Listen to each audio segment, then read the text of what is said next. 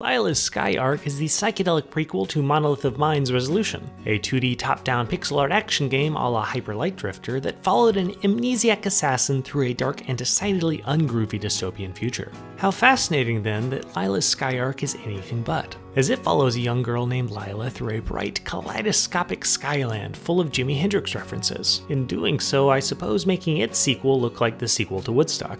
Now no worries if you missed out on Revolutiion, because Lila's story arc, see what I did there, will probably strike newcomers and oldcomers alike as a bit of a fantastical mess.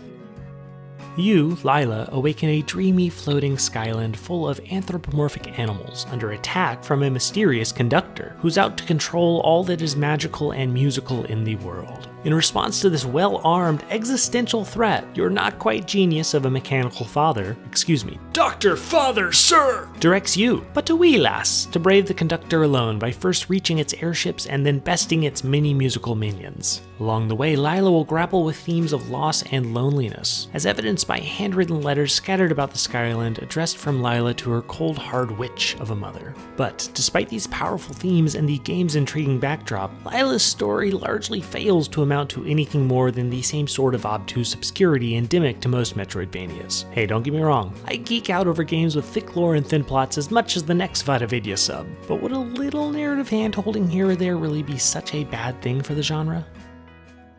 Luckily, the world of LILA'S Sky Ark is so stuffed full of strange magical charm that any misgivings I have about the game's story are easy enough to forgive. From the dark lair of the hair up to tranquil Buddhist monk mountaintops, LILA'S Sky Ark remains a consistent joy to explore, and will occasionally blow your mind with trippy set pieces. Really, this game feels like Hollow Knight on acid, and that sadly includes the loss of motor function. You see, for such a fleet of foot little thing, Lila's combat style is remarkably clunky. Probably because, unlike most action game protagonists, Lila carries no default weapon, instead forced to battle foes with the wide and wild variety of projectiles scattered about her skyland. This means that whereas Revolutiion's assassin could attack with the push of a button, Lila needs to first pick up or equip a projectile using the game's backpack menu, second aim the skill shot, and third hope it hits. And the hitboxes here can be a bit wonky. This is all a lot to ask of an action game, and the flow of combat suffers as a result, never more so than when battling one of the game's handful of well-designed, yet punishing bosses.